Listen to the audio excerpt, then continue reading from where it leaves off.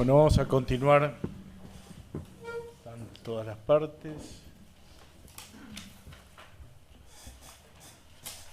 Bueno, vamos a continuar con la prueba testimonial. Está presente por ahora la testigo 1, Rita Segato. ¿Qué pasa, Rita Segato, por favor? La testigo Laura Dolores Sobredo fue... Falleció el padre, según tengo entendido, por eso pidió la reprogramación. Claro, sí. Y Vanina Agostini estaría viniendo. Perfecto.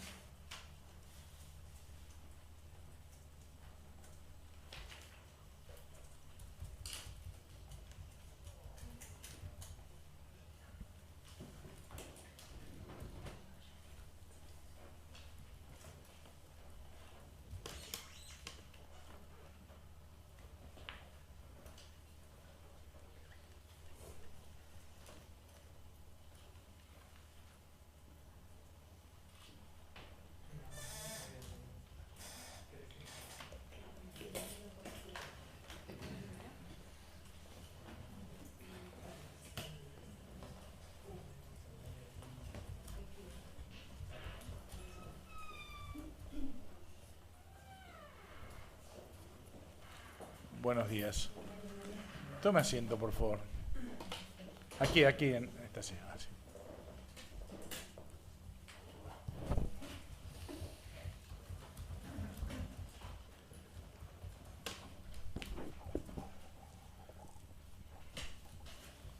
Buenos días.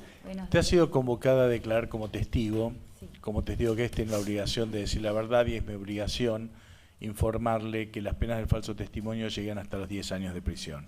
Bajo esas condiciones, ¿jura o promete, de acuerdo a sus creencias, decir verdad de todo lo que supiere y le fuese preguntado? Juro. Díganos su nombre y apellido completo. Rita Laura Segato. ¿Cuál es su profesión? Antropóloga. ¿Conoce usted a los imputados en esta causa? No. ¿Tiene algún interés en perjudicarlos o en beneficiarlos? No. Bueno, le van a hacer preguntas. Por favor, conteste siempre mirando al tribunal y al micrófono, así queda grabado adecuadamente. Muchas gracias. La Fiscalía ha propuesto este testigo. Sí. Buenos días. Buenos días. ¿Podría explicarnos brevemente cuál es su formación y qué temas ha estudiado en su carrera profesional brevemente? Sí, bueno, mi formación es como antropóloga y desde 1993 estudio el tema de las violaciones y agresiones sexuales y a la vida de las mujeres desde una primera investigación muy larga en la cárcel de Brasilia y después pasando por otros casos conocidos en el continente, como Ciudad Juárez, como la guerra interna de Guatemala, para la cual hice un peritaje que fue el primer juicio de un Estado a sí mismo por crímenes sexuales de Estado. También trabajé para la Policía Nacional Civil de El Salvador, en fin, en una serie de países y escenarios donde extremadamente violentos y donde la violencia sexual es un arma. Usted en su extensa bibliografía habla del lugar, del papel del cuerpo femenino o feminizado a lo largo de la historia en el marco de conflictos o de paradigmas bélicos. Exacto. ¿Nos puede explicar qué hallazgo hizo con relación a este papel y si observa algún cambio a lo largo de la historia? Sí, es observable y también consta en la bibliografía con autores que han estudiado las nuevas formas de la guerra para el caso de Medio Oriente. Estos son más autores europeos y yo lo he estudiado para el caso latinoamericano.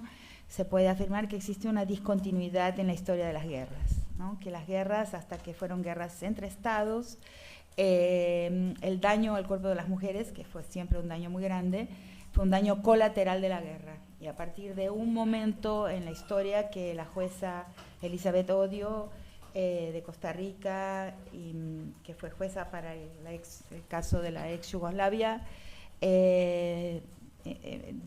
afirma que hay una nueva forma de crueldad, una nueva forma de accionar de los actores de la guerra sobre el cuerpo de las mujeres. Y de ahí en adelante diversos autores piensan que la sexualidad se transforma en un arma y el cuerpo de las mujeres en un blanco estratégico de la guerra. O sea, hay un cambio, una discontinuidad, ese es mi vocabulario, en la historia de las guerras y los métodos de guerra. Entonces ahí la violencia contra el cuerpo de las mujeres se transforma en una manera de vencer la guerra, una manera, y se vuelve más claro lo que ya existía a lo largo de toda esa historia, la afinidad simbólica entre el cuerpo de la mujer y el territorio. O sea, en las guerras anteriores la toma del territorio incluía también la toma, la anexión del cuerpo de las mujeres como territorio.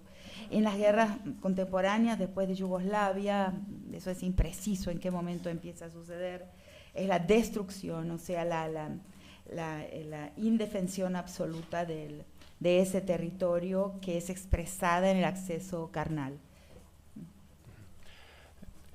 Al estudiar este tipo de fenómenos, ¿qué lugar le encuentra, le otorga a la motivación sexual o a la libido, claro, al momento de entender o explicar el recurso a la violencia a través de medios sexuales y en particular en ámbitos concentracionarios? Claro, desde mi primera escucha a los presos por violación, que fue mi primer trabajo por encomienda de la Secretaría de Seguridad Pública de Brasilia, con un gran equipo de estudiantes, desde ese primer momento lo más sorprendente fue ir entendiendo que esa violación no es el producto como el sentido común piensa o como la opinión pública o los medios llevan a pensar, que es el deseo desatado varonil, o sea, la libido masculina que se desata por una necesidad inmediata de sexo como alimento sobre el cuerpo de las mujeres. O sea, todos los testimonios que recogimos desde ese momento y después a lo largo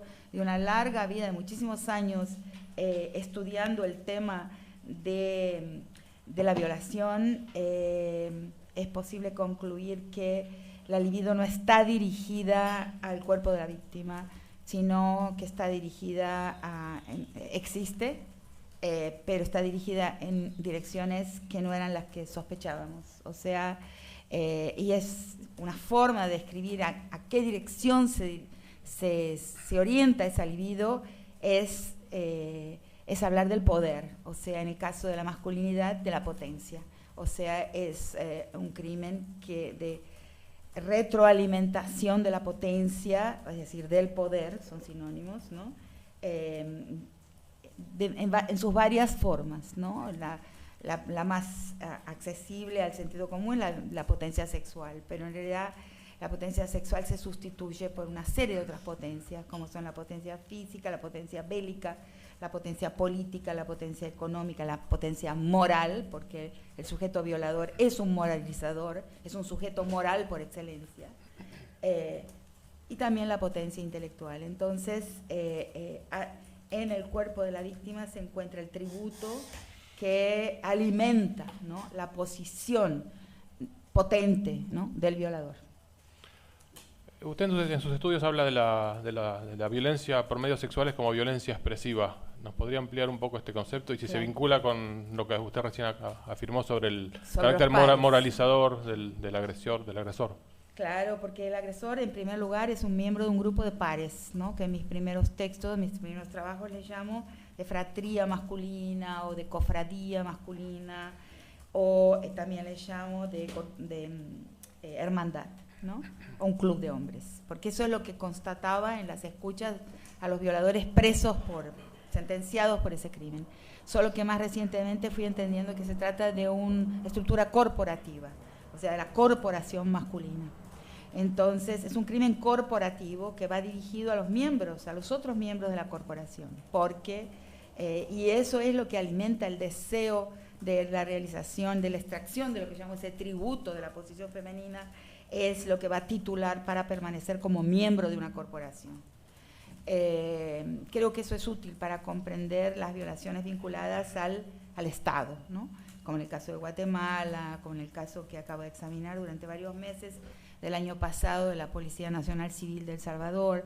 Son casos que en realidad fui siempre, para testar mi hipótesis, mi modelo de comprensión, siempre alerta para ver si se contradecía ese modelo de comprensión, pero encontré siempre que no, que se avalaba, que se, no sé si en español, que se confirmaba mi modelo explicativo de que se trata de un crimen corporativo, o sea, un crimen que refuerza las alianzas corporativas y la titulación del violador para permanecer miembro de una corporación de poder, que es la corporación masculina o todas sus réplicas, la corporación policial, la corporación militar y otras corporaciones también. ¿Se entiende? He hablado tanto sobre esto y que lo puedo decir de una forma muy compacta, pero puedo responder a preguntas para aclarar. ¿Usted encuentra alguna diferencia relevante en la violencia por medios sexuales ocurridas en el marco de relaciones personales de aquellas ocurridas en marcos impersonales? Claro, yo veo que existen dos tipos. En el caso de los feminicidios soy clara desde mi investigación en Ciudad Juárez en separar claramente las agresiones al cuerpo de las mujeres letales o con intención letal, que son, digamos, pueden ser referidas a una vincularidad, o sea, a una relación vincular, o pueden ser personalizables, a un móvil personal de aquellas formas que llamo hoy de femigenocidio, y que tienen que ver con una víctima que no mantiene una relación personal con el agresor. O sea, una víctima genérica que por su posición en una categoría social o una categoría política, o sea, femigenocidio es porque son del tipo del genocidio, no es personal, o sea, no es la proporción agresor-víctima, no es la de los crímenes personalizables en las que un agresor podrá haber, digamos, victimizado, matado o asesinado a una, dos mujeres a lo largo de su vida, tres, pero estamos hablando de un mandante y agresores que victimizan una gran cantidad de víctimas, y a estos crímenes yo les llamo de femigenocidios. Incluyo también ahí la trata, no sé, no es relativo a este caso, pero me gustaría agregar que la trata reduce a las víctimas a condiciones de existencia concentracionarias, y la reducción a condiciones de existencia concentracionaria es una de las 5 condiciones para el crimen de genocidio. Entonces, el femigenocidio para mí son crímenes impersonales a una gran cantidad de víctimas y que se derivan de la acción de un grupo donde hay mandantes y hay personas que realizan este crimen. Usted al momento de explicar la violencia, la violencia por medios sexuales como violencia expresiva, también habla de la violación como castigo. ¿Nos podría explicar un poco esta idea? Claro, el violador tiene dos relaciones de interlocución. Una relación de interlocución es del agresor a la víctima, yo le llamo el eje vertical, y ahí él es un moralizador. La víctima es siempre sospechosa. O sea, en nuestro mundo hay dos sujetos que son objeto de sospecha por el ojo público, que son la mujer y los no blancos. O sea, la no blancura y el cuerpo de mujer o la corporalidad femenina, más que un cuerpo de mujer, son motivos de sospecha en el ojo público. Y el violador, y eso tiene un origen muy arcaico, muy fundacional, posiblemente de la transición hacia la especie humana, o si no a la salida del neolítico. Ahí hay diferencia entre los teóricos, pero que ahí, digamos, las narrativas van a colocar a la mujer, digamos, el mito adánico. La mujer es vulnerable moralmente, o sea, es tentable. Y en esa situación, entonces, la formatación del ojo público es hacia un cuerpo que es más vulnerable a la tentación moral. Y el violador ve a la mujer de esta forma, o sea, él la va a moralizar, ¿no? Yo he recibido a veces testimonios de un violador que va a decir, no, yo a las mujeres evangélicas nunca las violaría. ¿Por qué? Porque son morales. O sea, tiene que haber una vulnerabilidad moral para ese cuerpo ser objeto de la violación como pedagógica, en la mirada del violador. O sea, él la va a educar, la va a poner en su lugar, le va a enseñar, y eso es un relato que recientemente también escuché de mujeres musulmanas, que el hábito, o sea, la ropa, ¿no? El cubrirse el cuerpo y el rostro, el pelo, es una manera de decirle a la mujer que está capturada en su cuerpo, que es una cautiva de su cuerpo. Y la violación también es eso, es un discurso a la mujer, en ese eje vertical, es un discurso a la mujer que le dice, vos sos el cuerpo que llevas. O sea, la violación tiene esa expresividad, comunica eso a la mujer y comunica otra cosa a los pares, a los otros miembros de la corporación masculina, que les expresa una capacidad de adquirir la titulación de hombre.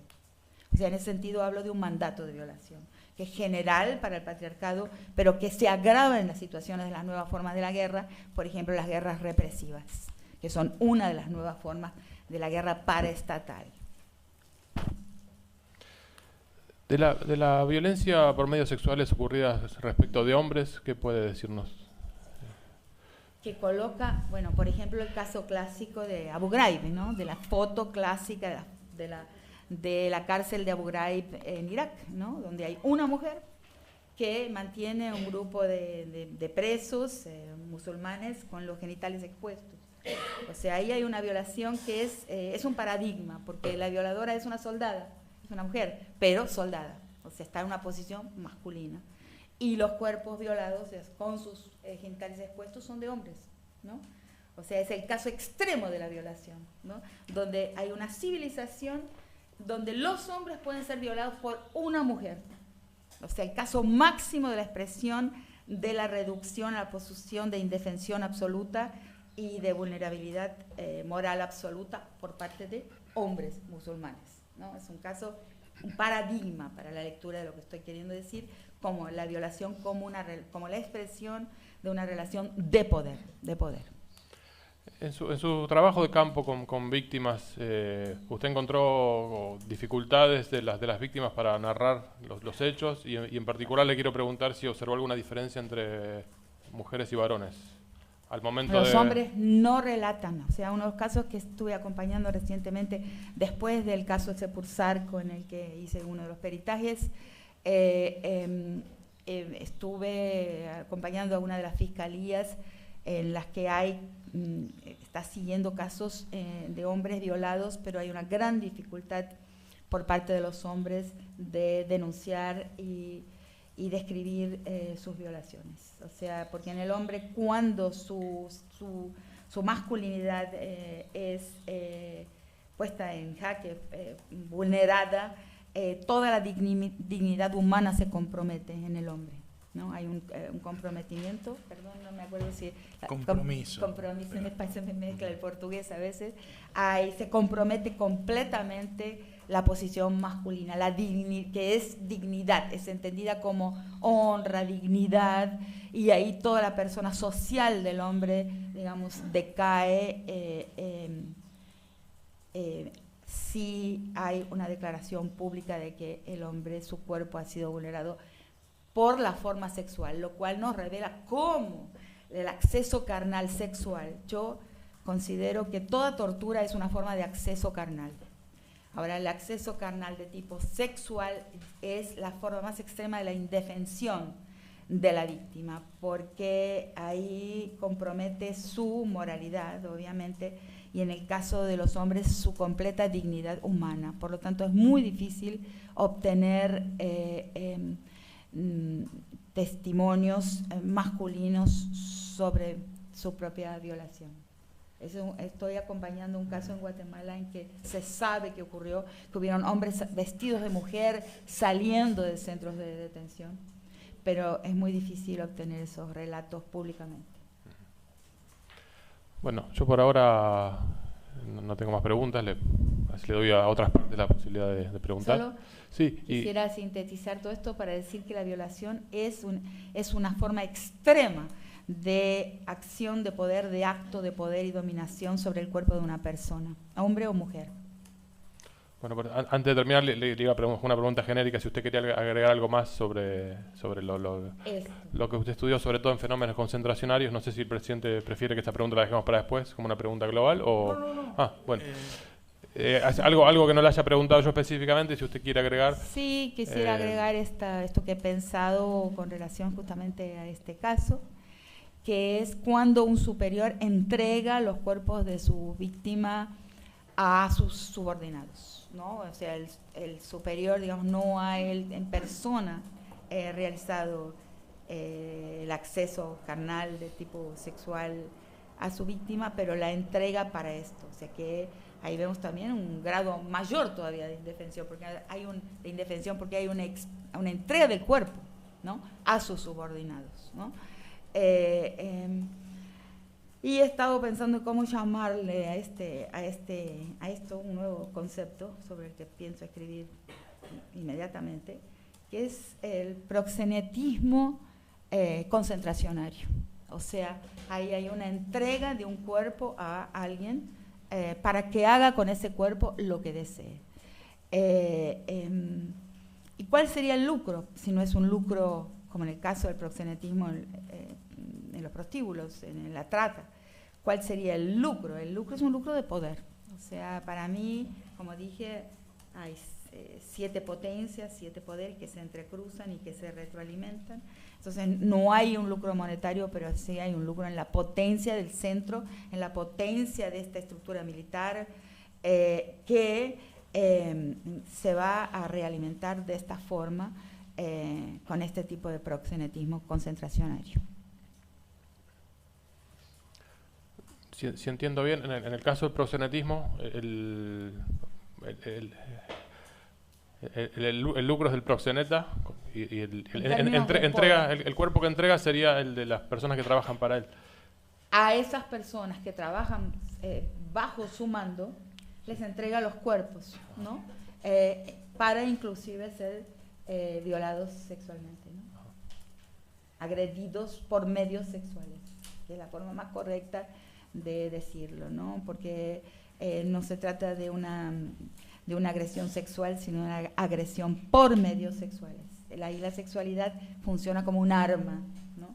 Yo la rescato de sus otras funciones. Bueno, muchas gracias. Gracias, señor presidente. ¿Qué tal, doctora Segato? Muchas gracias por prestar su testimonio.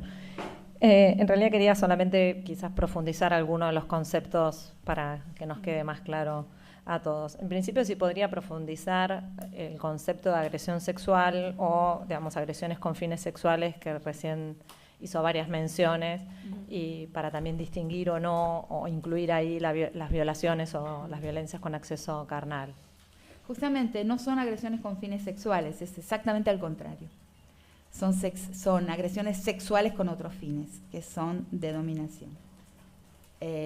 Justamente conseguir invertir esto, porque eso es el sentido común. El sentido común es que la agresión sexual tiene una finalidad sexual. Y mi análisis a lo largo de muchísimo tiempo, a lo largo de escuchar muchísimos testimonios y escribir mucho sobre el tema, es que la agresión es por medios sexuales, pero la finalidad no es sexual, sino de dominación. O sea, con total dominación de ese sujeto moral, no es de esa persona, ¿no? Bien. El fiscal había preguntado si las estructuras de las violaciones, en términos de violaciones interpersonales en ámbitos concentracionarios, mantenían la misma estructura. Recién, a la última pregunta, usted aclaró, digamos, la entrega de los superiores. ¿Entiende que hay alguna otra diferencia central en términos de estructuras de esas violaciones? No, yo creo que la entrega, donde se incluye la entrega para violación, es la entrega más absoluta de un organismo humano.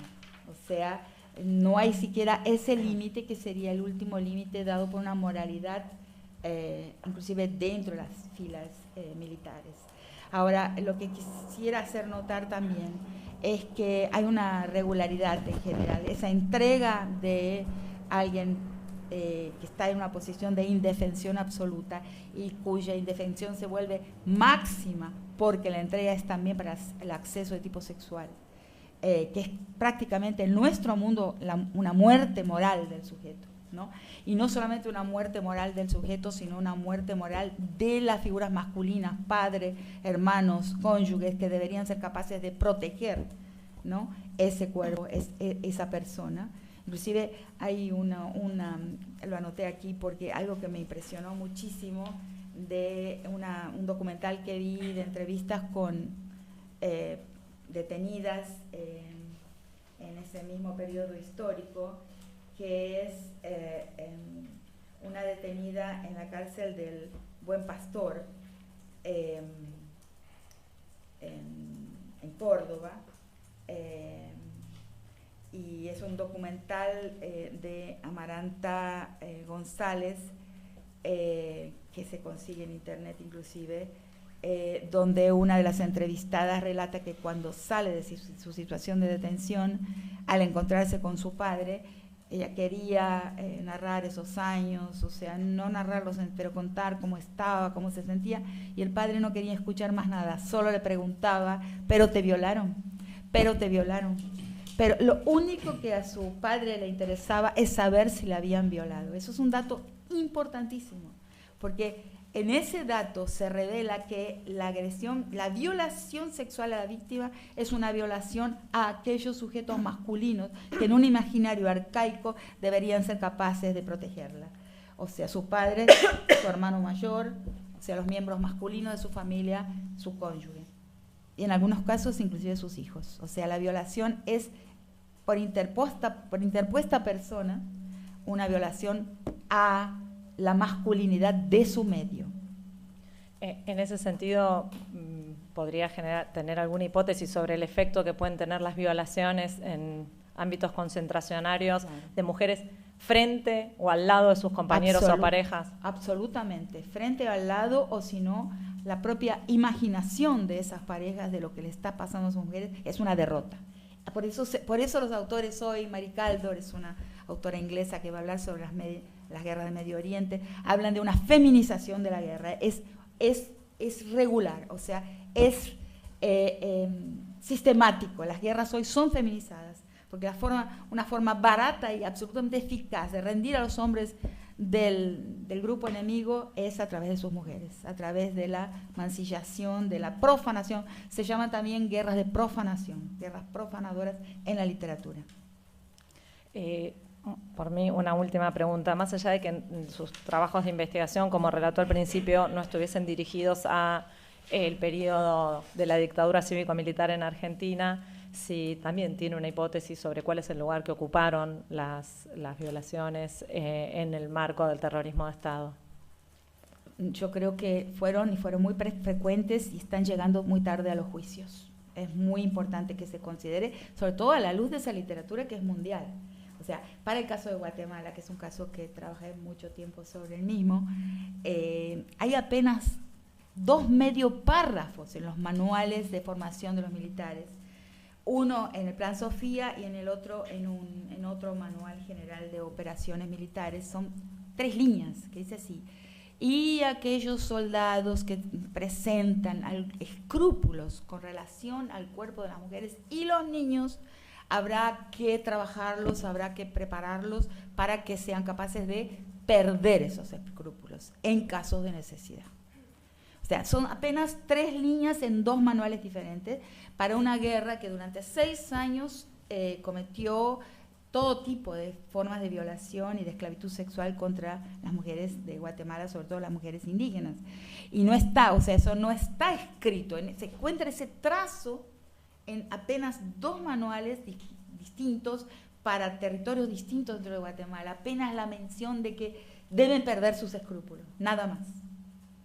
Pero fue sistemática la forma en que se usó la sexualidad para reducir a los pueblos, para dominar al enemigo.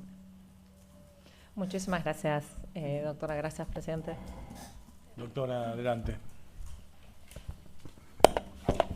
Buenos días, doctora Segato, gracias por venir a dar su testimonio. Soy Valeria de la Secretaría de Provincia. Quería realizarle una pregunta. De lo que viene comentando en su experiencia... ¿Tiene otro vaso? Sí. Está roto, ¿no? Está roto. Acá hay uno. Un vaso. No, acá hay uno lleno.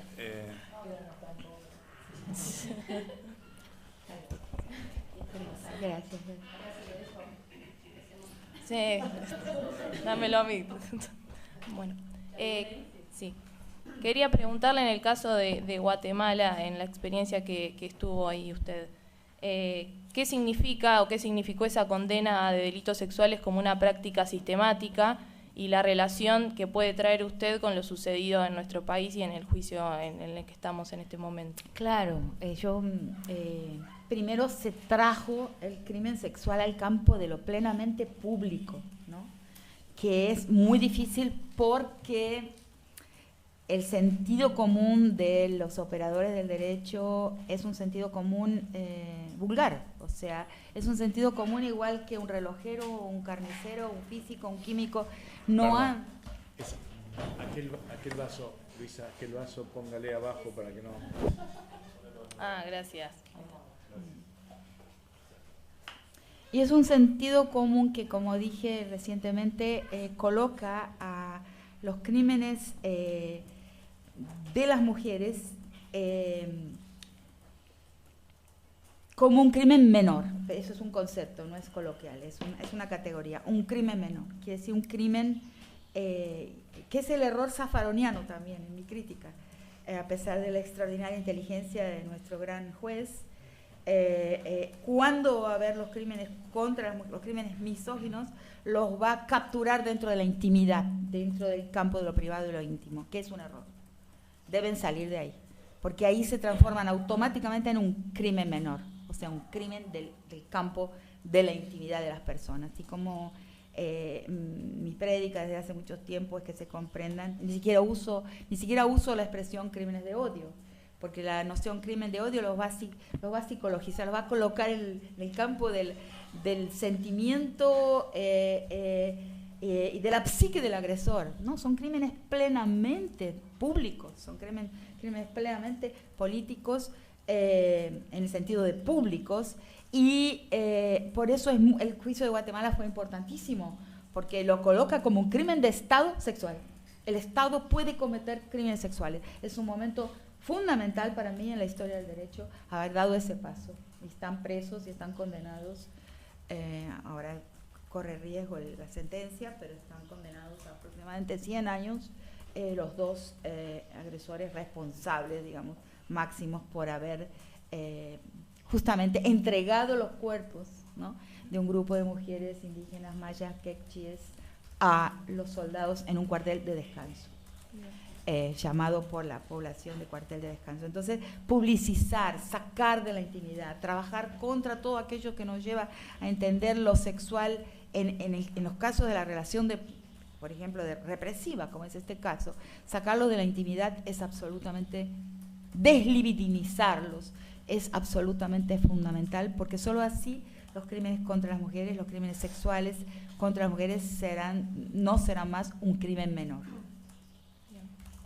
Sí, y con respecto, en ese mismo contexto, las reparaciones que sirvieron a las víctimas de algún modo, ¿cuáles fueron?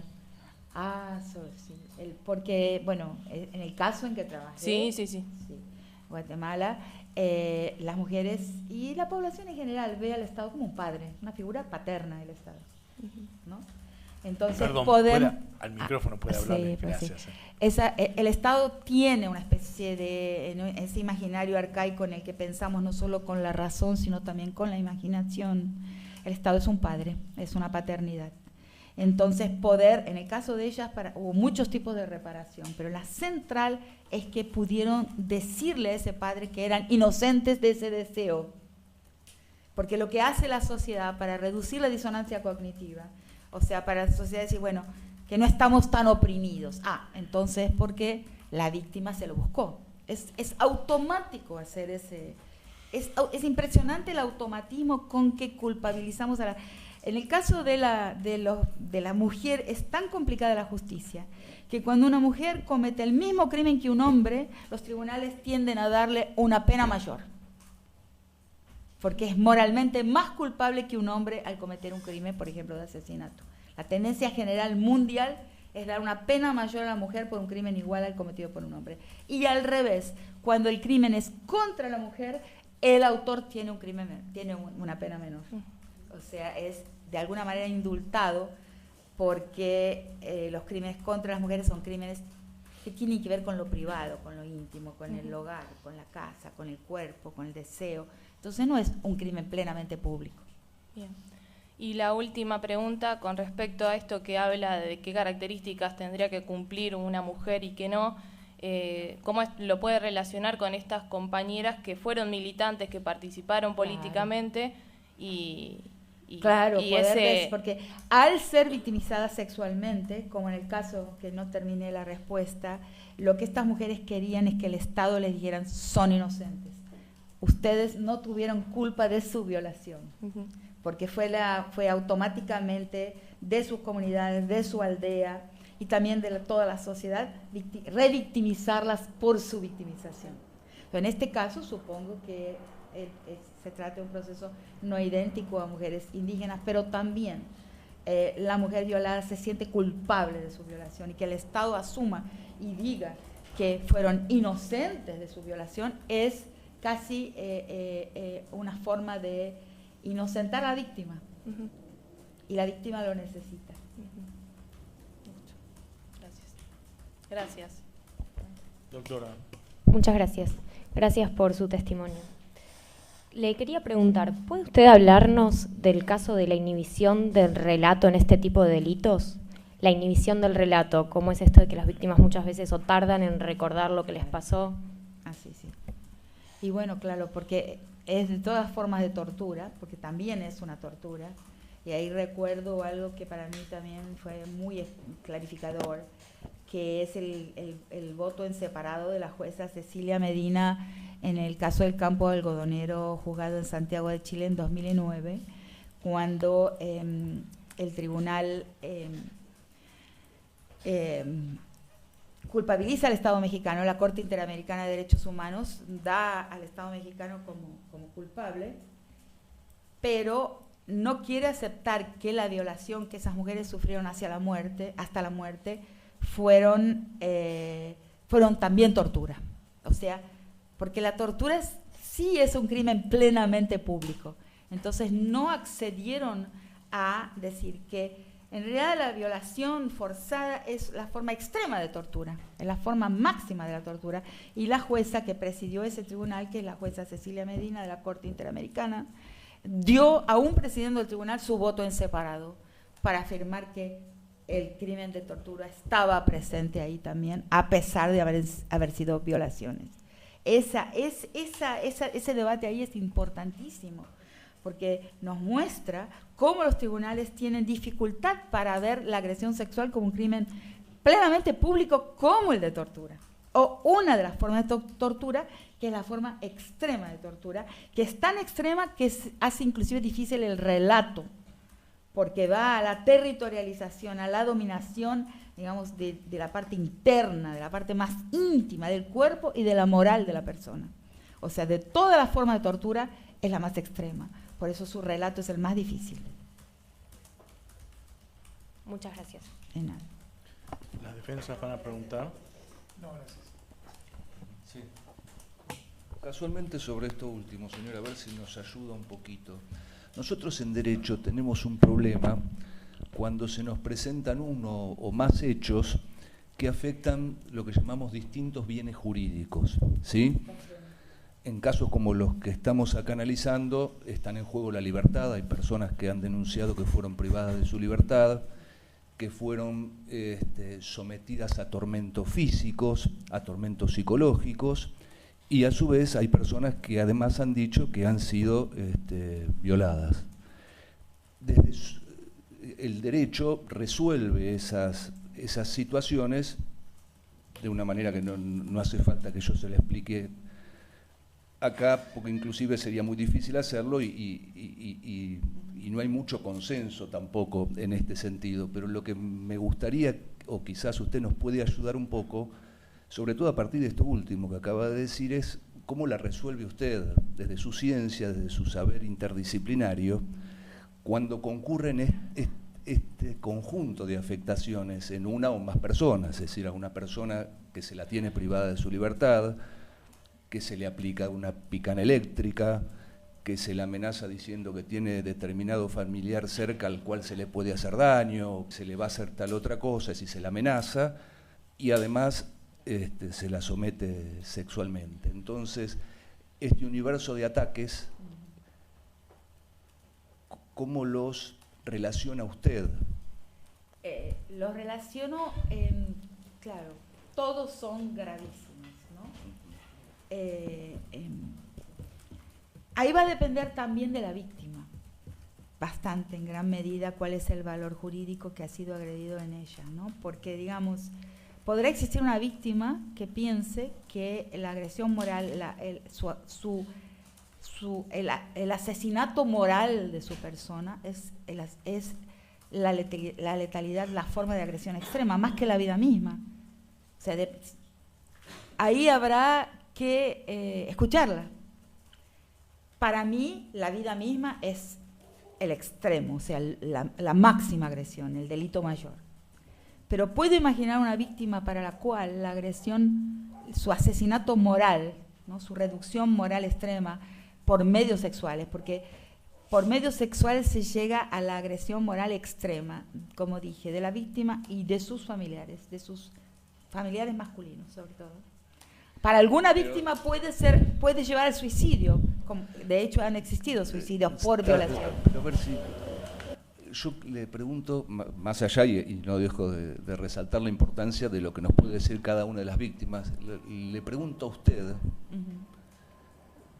¿cómo ve usted, que espero que nunca haya sido víctima, usted personalmente, de esto? Pero conozco muchas. Sí, no, pero por eso, por su experiencia, ¿cómo ve usted que concurren esas distintas afectaciones a la vida, a la integridad, a la libertad y a la libertad sexual, por llamarlo de alguna manera? La forma en que lo veo y que lo he hablado en los textos es como un lenguaje expresivo, es como una agresión de tipo expresivo. O sea, yo digo que la violación y las torturas en general son una expresión de la indefensión absoluta y de la cosificación absoluta de esa transformación, la transformación de esa víctima en una cosa apropiable, o sea, su muerte cívica, moral y personal. Lo veo como una agresión máxima y cobarde, porque como dicen los autores, las nuevas formas de la guerra, que son guerras feminizadas y profanadoras, son las guerras más baratas de todas.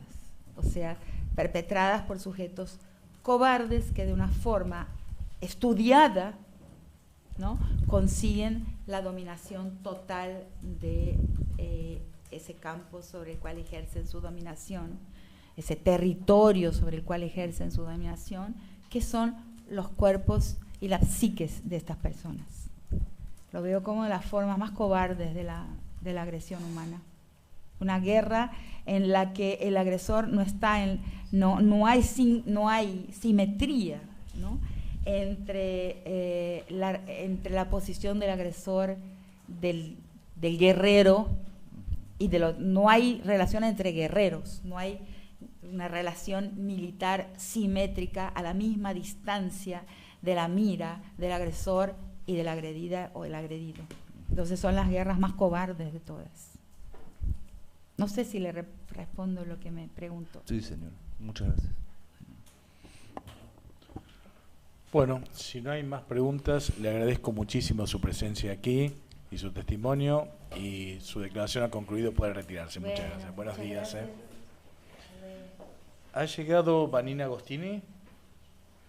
No tengo constancia, ahora lo averiguo, doctor, si quiere. Vamos a determinar eso y a ver si...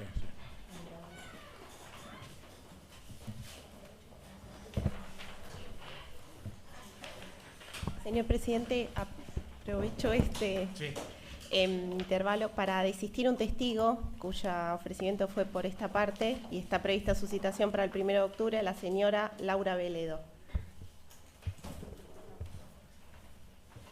¿Es exclusiva suya, doctora? Sí, señor presidente.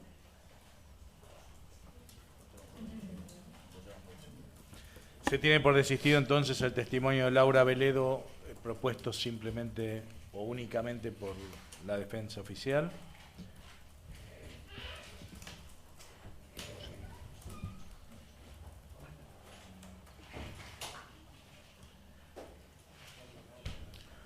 Bueno,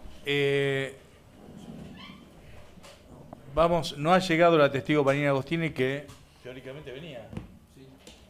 Vamos a hacer un cuarto intermedio. Yo lo que le pediría a las partes es que queden con el teléfono abierto en relación con el secretario, y vamos a hacer un cuarto intermedio hasta las 11:15. Si no llegó vamos a hacer las averiguaciones y 11:15 vemos si seguimos o pasamos a la siguiente audiencia. Entonces hacemos un cuarto intermedio hasta las 11:15.